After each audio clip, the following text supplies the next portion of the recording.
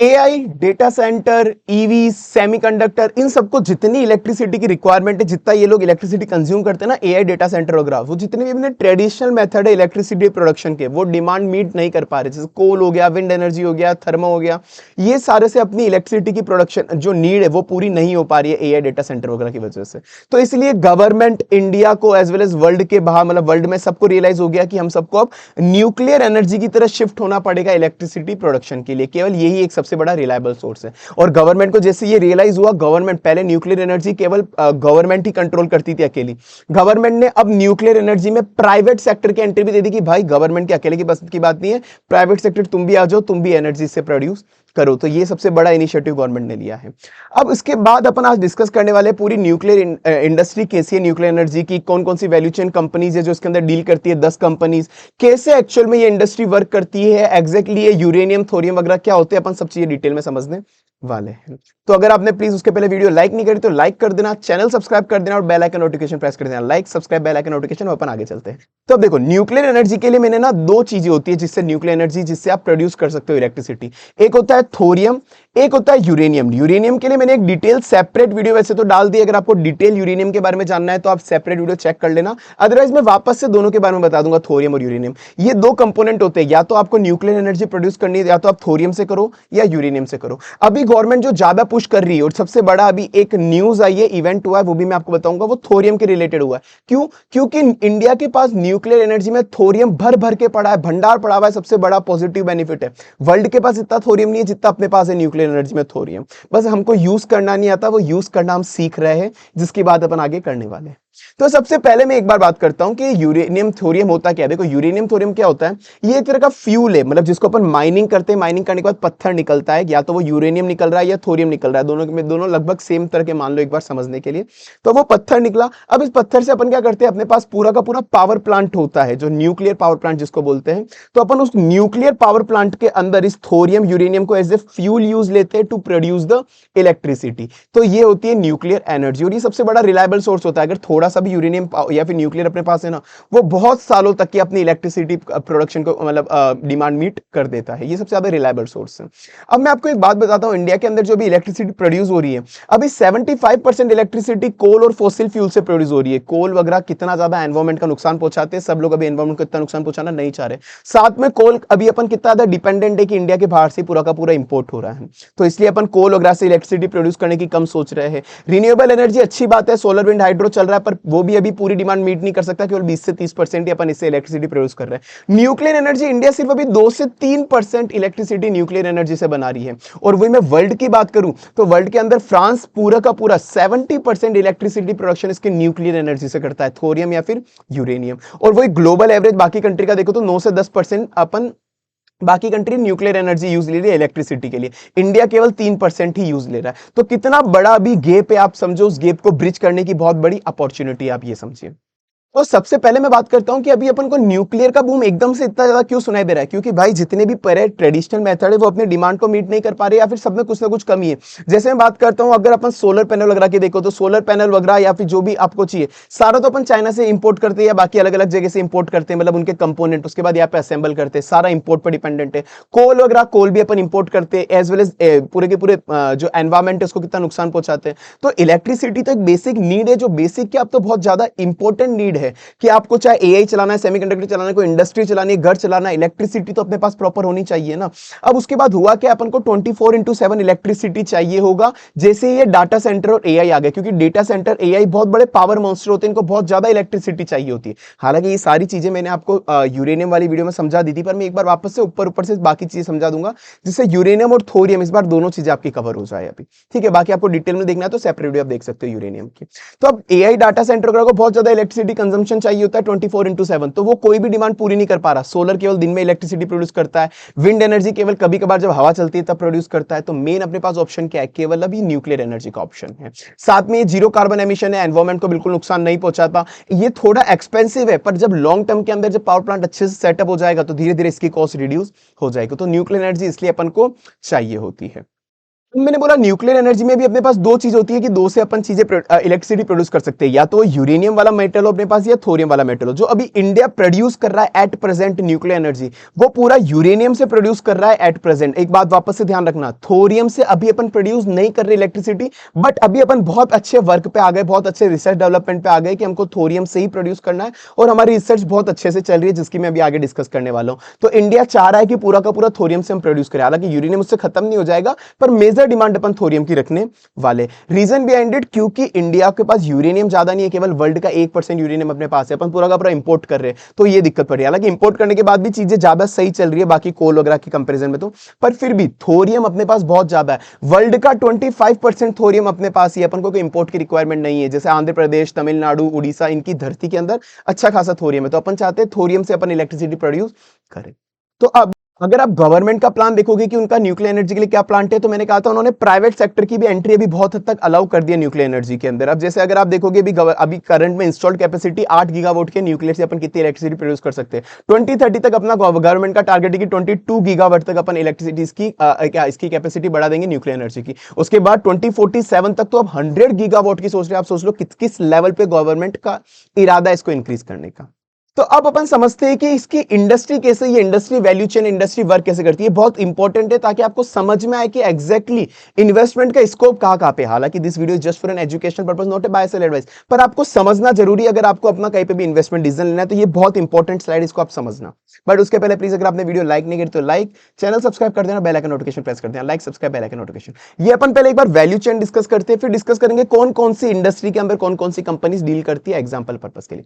अब समझो nuclear energy में जैसे मैं बात करता हूं पहले यूरेनियम की, यूरेनियम में से मैंने बाकी दूसरी वीडियो में समझा, एक बार वापस से ऊपर समझाता हूं। अपन या तो यूरेनियम या थोरियम अपन सबसे पहले माइनिंग करेंगे, तो एक माइनिंग इंडस्ट्री होती है इनको माइन करने के लिए। फिर माइन करने के बाद क्या होता है, एक पूरा का पूरा पावर प्लांट होता है। पावर प्लांट में सबसे मेन चीज होती है एक रिएक्टर, जिसको बोलते हैं रिएक्टर, एक तरह की मशीन होती है जिसमें अपन ने यूरेनियम डाला और काम खत्म। पर काम खत्म इन द सेंस कि अब इलेक्ट्रिसिटी प्रोड्यूस हो जाएगी। वैसे पूरा कॉम्प्लेक्स स्ट्रक्चर है, मैं आपको इजी में बता रहा हूं। यूरेनियम अपन ने माइन करा और रिएक्टर के अंदर डाला, इलेक्ट्रिसिटी प्रोड्यूस हो जाएगी, ये रिएक्टर्स होते हैं, ठीक है। पर अब थोरियम के साथ एक दिक्कत है। थोरियम के साथ मेन दिक्कत क्या है कि भाई ये बहुत कॉम्प्लेक्स प्रोसेस है। माइनिंग करा अपन ने थोरियम को, अब अपन डायरेक्ट इसको रिएक्टर में नहीं डाल सकते, direct as a fuel use नहीं ले सकते। इसके साथ दिक्कत क्या है, पहले अपन को थोरियम को एक पीएफबीआर रिएक्टर में डालना पड़ेगा। ये कैटलिस्ट रिएक्टर होता है, मतलब रिएक्टर इन द सेंस, आप इजी लैंग्वेज में समझाता हूं कि एक पीएफबीआर रिएक्टर होता है, प्लूटोनियम फास्ट ब्रीडर रिएक्टर। पहले अपन को क्या करना पड़ेगा, पीएफबीआर रिएक्टर में डालना पड़ेगा। तो इसके अंदर अपन क्या दो चीजें मिक्स करते हैं, थोरियम और प्लूटोनियम, थोरियम और प्लूटोनियम को अपन दोनों को मिक्स करके इस वाले पीएफबीआर रिएक्टर के अंदर डालेंगे।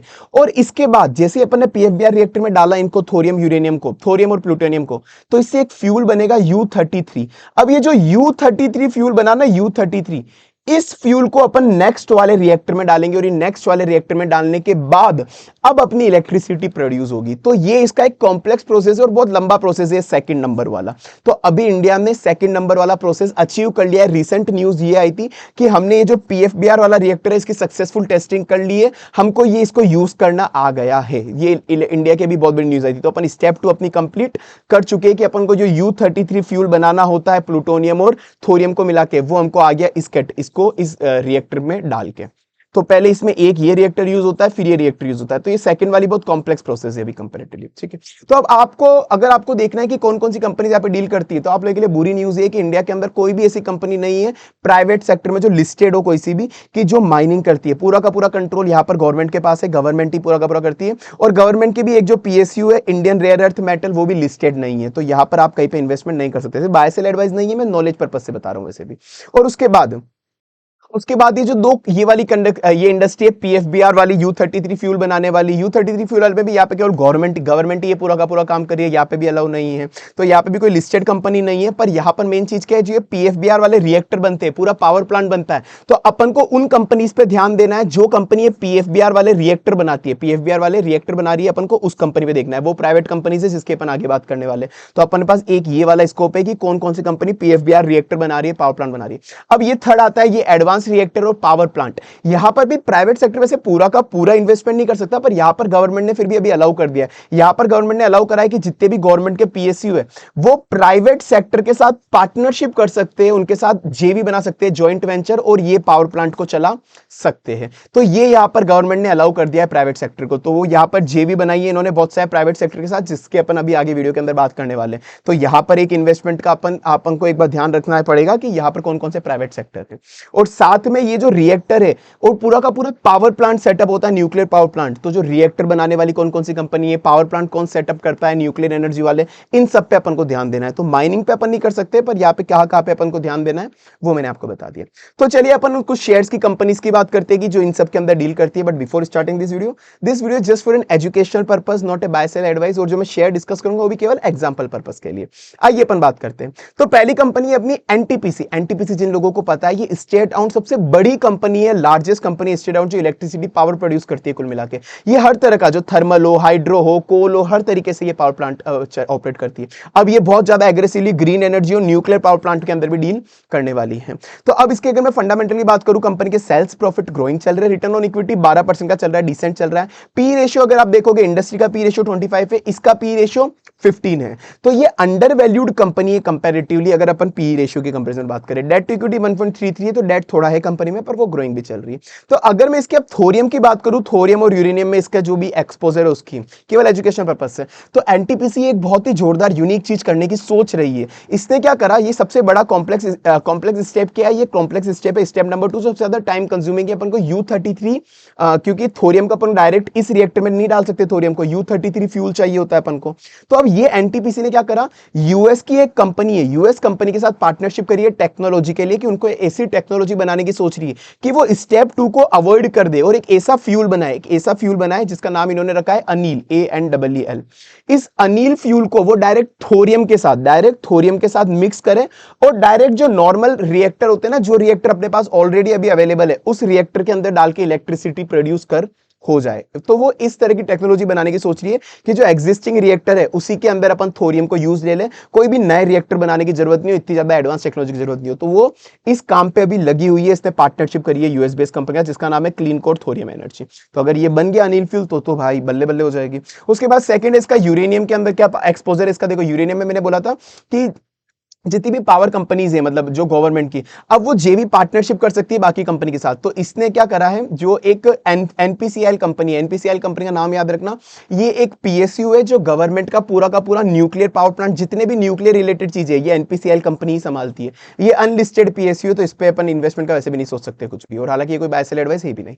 तो एनपीसीएल कंपनी के साथ इसने क्या करा, एनटीपीसी ने एक जॉइंट वेंचर बना लिया है, पार्टनरशिप बना ली है कि जहां पर पावर सेक्टर मतलब जहां पे पावर प्लांट लग रहे हैं, जहां पे इन्होंने जेवी बनाई है, उस पावर प्लांट की 49% स्टेक ओनरशिप एनटीपीसी की होने वाली है।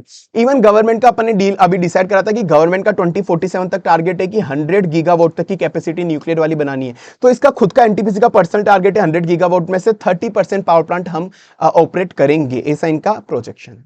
तो अब अपन आगे चलते हैं, पर उसके पहले अगेन प्लीज वीडियो लाइक नहीं करे तो लाइक कर देना, चैनल सब्सक्राइब कर देना और बेल आइकन नोटिफिकेशन प्रेस कर देना, ताकि आने वाली वीडियोस आपको यूं ही मिलती रहे।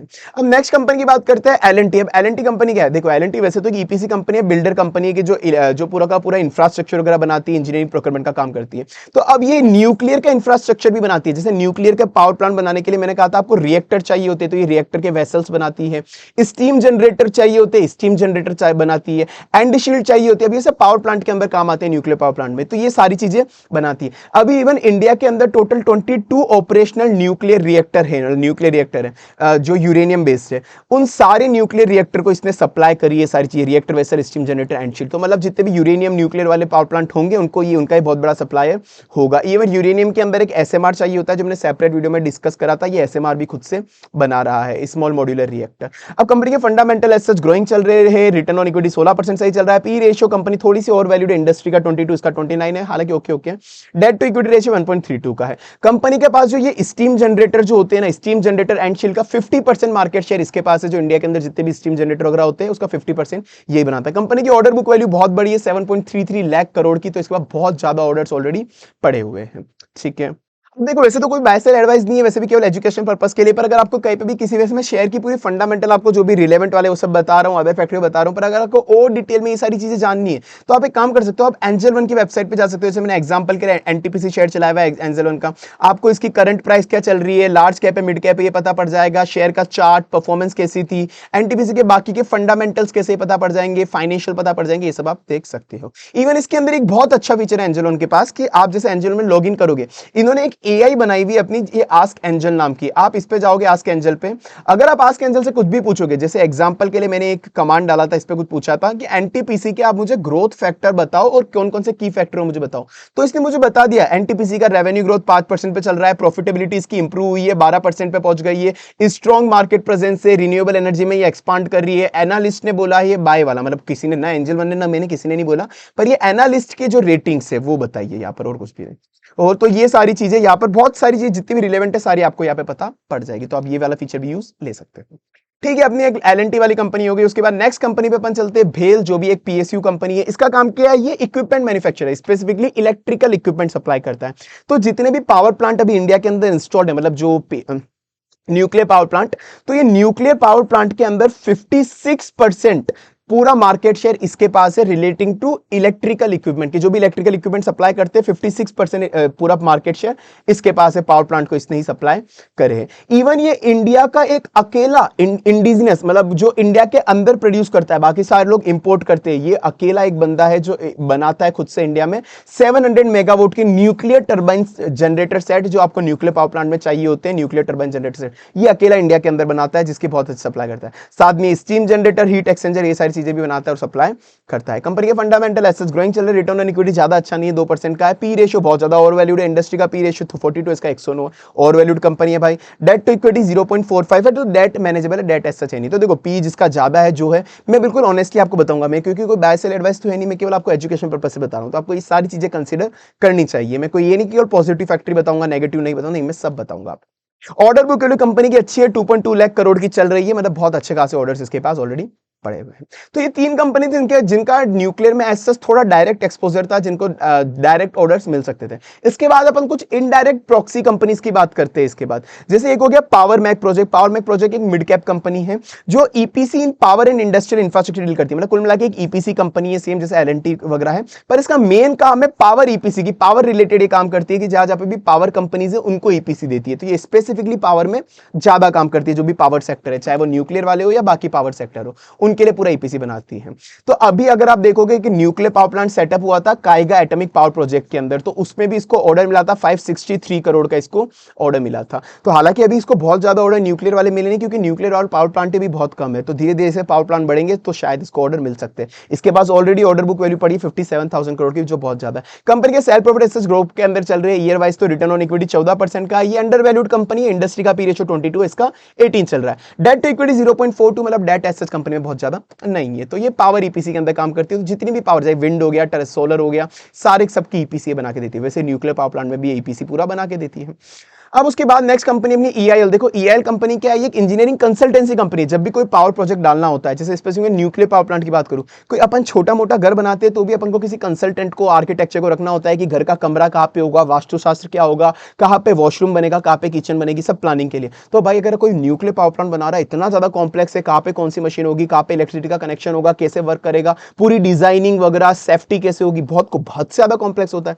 तो ये जो कंसल्टेंसी वाला काम होता है ईआईएल करती है, जो एक पीएसयू है। तो गवर्नमेंट अगर कोई भी अगर पावर प्लांट सेटअप करिए, न्यूक्लियर पावर प्लांट वगैरह कोई से भी, तो इससे इसको कंसल्टेंसी लेनी ही लेनी पड़ेगी। तो ये कंसल्टेंसी कंपनी जो डिजाइन, सेफ्टी वगैरह कैसे रखनी है न्यूक्लियर पावर प्लांट में वो बताता है। कंपनी के फंडामेंटल ग्रोइंग चल रहे हैं, रिटर्न ऑन इक्विटी 20% अच्छा चल रहा है, इंडस्ट्री का पी 22 चलता है, इसका 15 चल रहा है, तो भाई अंडर वैल्यूड कंपनी है। डेट टू इक्विटी 0.01 चल रहा है, मतलब डेट कंपनी में बिल्कुल ना के बराबर है ही नहीं। ऑर्डर बुक वैल्यू अभी तक की हाईएस्ट इसके पास है 15,600 करोड़ की, किसी कंसल्टेंसी कंपनी के पास ऑर्डर बुक वैल्यू होना बहुत बड़ी बात होती है। बाकी इसका जितने भी न्यू पावर प्लांट लगेंगे न्यूक्लियर वाले, वो सब वाले, इसको ये कंसल्टेंसी देगा ही देगा, ऑफ कोर्स नॉर्मल सी बात है। बाकी अभी जो इसका न्यूक्लियर का रेवेन्यू जो न्यूक्लियर पावर प्लांट से आता है वो कंपैरेटिवली कम आता है, क्योंकि again nuclear power plant India में अभी है ही 22 समथिंग मतलब रिएक्टर है, तो कितने ही अभी इतना रेवेन्यू इसलिए न्यूक्लियर पावर प्लांट से नहीं आता, बाकी जगह से इसका ज्यादा आता है। उसके बाद नेक्स्ट कंपनी की अपन बात करते हैं एमटीआर टेक्नोलॉजी। अब अपन आगे 2-3 कंपनी की बात करेंगे, वो अब high risky high return type company है भाई, रिस्क टाइप कंपनी है, रिटर्न हुआ तो अच्छा, लॉस हुआ तो अच्छा, बाय सेल एडवाइस नहीं है, पर मैं आपको बता रहा हूं कि कंपनी को एनालाइज कैसे करते हैं इन चीजों के लिए। तो ये पहले रिस्की कंपनी से जो मैं आपको बता रहा हूं। तो आइए बात करते हैं एमटीआर टेक्नोलॉजी की, जो एक स्मॉल कैप कंपनी, तो रिस्की है, पर अगेन भाई वापस से अगर आपने आई होप अभी तक वीडियो लाइक कर दियोगे, चैनल सब्सक्राइब कर दिया होगा, बेल आइकन नोटिफिकेशन प्रेस कर दिया होगा, ऑल नोटिफिकेशन पे। चलो, तो एमटीआर टेक्नोलॉजी एक इंजीनियरिंग कंपनी है। इंजीनियरिंग कंपनी में ये छोटे छोटे कंपोनेंट मैन्युफैक्चर करती है, पर भाई ये नॉर्मल कंपोनेंट मैन्युफैक्चर नहीं करती, ये क्रिटिकल कंपोनेंट मतलब बहुत ज्यादा जो इंपॉर्टेंट कंपोनेंट होते हैं किसी भी मशीन को चलने के लिए। तो ये जो कंपोनेंट बनाती है, ये न्यूक्लियर पावर प्लांट के लिए बनाती है, इसरो को भी सप्लाई करती है, आप सोच लो इसरो को भी कंपोनेंट बनाती है, क्लीन एनर्जी के लिए भी कंपोनेंट बनाती है। इवन एनपीसीएल जो मैंने बोला था, गवर्नमेंट के जितने भी न्यूक्लियर पावर प्लांट होते हैं उनको कौन संभालता है? एनपीसीएल। तो ये एनपीसीएल का बहुत बड़ा सप्लायर है, मतलब एमटीआर टेक्नोलॉजी एनपीसीएल को बहुत सारी चीजें, बहुत सारे कंपोनेंट सप्लाई करती है पावर प्लांट के लिए। अब जैसे एग्जांपल के लिए क्रिटिकल कंपोनेंट बनाती है, रिएक्टर्स के लिए कंपोनेंट चाहिए होते हैं, फ्यूल हैंडलिंग सिस्टम के लिए, असेंबलीज के लिए, ये सारे कंपोनेंट यही बना के देती है। तो अभी रिसेंटली जैसे अभी एक काइगा पावर प्लांट जो न्यूक्लियर का बना था, उसमें भी इसको 500 करोड़ का ऑर्डर मिला था कुछ कंपोनेंट बनाने के लिए। बाकी कंपनी के फंडामेंटल की बात करूं, रेवेन्यू 60% से ग्रोथ हुआ इसका क्वार्टर थी FY26 के अंदर, पैट इसका 117% पे ग्रो हुआ है, रिटर्न ऑन इक्विटी 6% जो डिसेंट सा है। बाकी पी इसका बहुत ज्यादा ओवरवैल्यूड चल रहा है, इंडस्ट्री का पी रेशियो 45, इसका 239 का चल रहा है। Debt to equity 0.25, debt company में बहुत कम है। ऑर्डर बुक वैल्यू 2000 करोड़ की है, जो एक स्मॉल कैप कंपनी के लिए बहुत बड़ी ऑर्डर बुक वैल्यू है। साथ में भी गवर्नमेंट की एक पीएलआई स्कीम भी है, प्रॉफिट लिंक इंसेंटिव की, जितने भी न्यूक्लियर कंपोनेंट बनाने वाली कंपनीज है उनको गवर्नमेंट कुछ इंसेंटिव दे रही है 20,000 करोड़ के टोटल, तो उसका भी इसको बेनिफिट मिल सकता है। तो ये एक एमटीआर टेक्नोलॉजी की बात हो गई। उसके बाद नेक्स्ट कंपनी है अपनी एचसीसी, हिंदुस्तान कंस्ट्रक्शन कंपनी। इसका मेन काम है मेनली सिविल कंस्ट्रक्शन बनाना, जो कंस्ट्रक्शन करते हैं ना, तो उसमें सिविल कंस्ट्रक्शन चाहिए होती है ना, मतलब कुल मिला के दीवार वगैरह खड़ी करना, वॉल डैम्स वगैरह बनाना, तो इसका ये काम होता है। स्मॉल कैप कंपनी है, कंपैरेटिवली रिस्की कैटेगरी में आती है। क्यों आती है उसके मैं बात करूंगा अभी आगे। तो ये न्यूक्लियर का स्ट्रक्चर भी यही बनाती है, न्यूक्लियर के डैम टनल न्यूक्लियर स्ट्रक्चर भी यही कंपनी बनाती है। कंपनी की ऑर्डर बुक वैल्यू 13,000 करोड़ की है। कंपनी का अगर आप देखोगे अभी तक जितने भी न्यूक्लियर पावर प्लांट बने हैं उनकी 60% जो सिविल कंस्ट्रक्शन का काम है वो इसी के पास आया, जितने भी अभी तक इंडिया के अंदर न्यूक्लियर पावर प्लांट बने हैं। साथ में ये रिएक्टर कंटेनमेंट टॉर्म्स भी बनाती है। मैंने इस कंपनी को मेरे क्राइटेरिया में रिस्की क्यों डाला था? क्योंकि इसके सेल प्रॉफिट भी फ्लक्चुएटिंग चल रहे हैं, रिटर्न ऑन इक्विटी नेगेटिव चल रहा है, यहां तक भी सब कुछ ठीक है। चलो, कंपनी का पी रेशियो भी ठीक ठाक है, इंडस्ट्री का 22 इसका 24 है। डेट टू इक्विटी सबसे मेन इसका रीजन था मैंने इसको रिस्की में डाला, क्योंकि अभी तो फिर भी इसका डेट थोड़ा ठीक दिख रहा है। इसके पहले अभी रिसेंटली कंपनी के अंदर डेट बहुत ज्यादा था, हालांकि अब कंपनी ने डेट रिस्ट्रक्चरिंग करी है, डेट रीपे कराया है, डेट के बदले में इक्विटी दी है, मतलब डेट को थोड़ा सही करा है। तो अभी कंपनी थोड़ा थोड़ा अपने आप को इंप्रूव कर रही है, बैलेंस शीट पहले से बेटर हो चुकी है, पर इसको आपको ध्यान से एनालाइज करना चाहिए। तो ये इसका मेन रीजन है। अब उसके बाद नेक्स्ट कंपनी है अपनी Walchand Nagar industries limited. Again small cap company, थोड़ी रिस्की है। ये कंपनी का एक सबसे मेजर मोट मतलब बोल सकते हैं कंपैरेटिव एडवांटेज, बहुत कम कंपनीज होती है जो क्वालिफाइड कंपनी होती है कुछ न्यूक्लियर के कंपोनेंट बनाने के लिए, जिसको अपन बोलते हैं क्लास 1 न्यूक्लियर कंपोनेंट। ये बहुत ज्यादा क्रिटिकल कंपोनेंट होते हैं कि हर कोई कंपनी ये कंपोनेंट नहीं बना सकती, ना कोई बाकी कंपनी इनसे परचेस करेगी। तो ये एक ऐसे कंपोनेंट बनाती है न्यूक्लियर पावर प्लांट के लिए जो फॉरेन वेंडर्स ने भी अप्रूव कर दिए कि हाँ भाई इसका सेफ्टी बहुत ज्यादा क्रूशियल होती है इन कंपोनेंट में, और ये जो कंपोनेंट बनाते हैं बिल्कुल अच्छे चलते हैं, उनकी सेफ्टी अच्छी होती है। फॉरेन वेंडर ने भी अप्लाई कर दिए, जैसे बहुत से फॉरेन वेंडर को सप्लाई करती है इनके न्यूक्लियर कंपोनेंट बना के, लाइक रोसातोम, ईडीएफ, वेस्टिंग हाउस, इन सबको बनाती है। तो ये जो कंपोनेंट बनाती है इसमें हाई बैरियर टू एंट्री है, हर कोई इंसान ये कंपोनेंट नहीं बना सकता, और बन भी जाएगा तो हर कोई इसको क्वालिफाई नहीं करेगा कि इससे कोई परचेज नहीं करेगा। तो ये बहुत ही ज्यादा प्री क्वालिफाइड मैन्युफैक्चरर है इस कंपोनेंट की, तो ये इसके लिए एक सबसे बड़ा मोट है, मेजर बड़ा कंपनी। बाकी इंजीनियरिंग कंपनी है, और साथ में पहली बार, अब इसके रिस्की में इसलिए बोल रहा हूं कि पहली बार Q3 में एक बार पहली बार प्रॉफिट आई है, बाकी लॉस में चल रही थी। रिटर्न ऑन इक्विटी -27% चल रहा है, डेट टू इक्विटी 0.5, डेट तो ओके मैनेजेबल है। बाकी अभी जो एक पीएफबीआर का रिएक्टर की बात नहीं होती अपन ने, थोरियम का एक पीएफबीआर रिएक्टर होता है स्टेप नंबर 2 में, तो जो पीएफबीआर का रिएक्टर था ना, उसको भी जो कंपोनेंट चाहिए थे वो भी इसी ने सप्लाई करे थे वालचंद नगर के अंदर। ये इसकी ऑर्डर बुक वैल्यू भी 670 करोड़ की, और प्राइमरी अभी न्यूक्लियर के ही इसके पास ऑर्डर से भी ज्यादा पड़े हुए। तो ये अपने कुछ शेयर्स थे। तो आई होप, मतलब बहुत मेहनत लगती है ये वीडियोस बनाने में, आई होप आपको वीडियो अच्छी लगी होगी। अच्छी लगी तो प्लीज लाइक कर देना, चैनल सब्सक्राइब कर देना, बेल आइकन नोटिफिकेशन प्रेस कर देना। और मैंने वैसे तो लगभग सारी चीजें डिस्कस कर ली, पर आपका क्या ओपिनियन है, मेनली मुझे आपका ओपिनियन जरूर मुझे कमेंट सेक्शन में बताना कि आपका किस शेयर, कौन सा शेयर आपको बेस्ट लगता है, ताकि लोगों को पता पड़े कि आपको क्या अच्छा लगता है, और आपका क्या राय है, आपका ओपिनियन मुझे प्लीज कमेंट सेक्शन में बताना। बाकी आने वाली वीडियोस में अपन बहुत जल्द मिलते हैं। आपको कुछ पूछना मुझसे कमेंट सेक्शन में पूछ सकते हैं।